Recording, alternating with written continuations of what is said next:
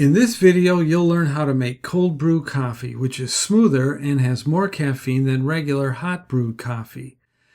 To each 1 quart mason jar, add about 3 heaping tablespoons of ground coffee, more or less to your liking. This recipe will make full-strength coffee, which you will not need to dilute.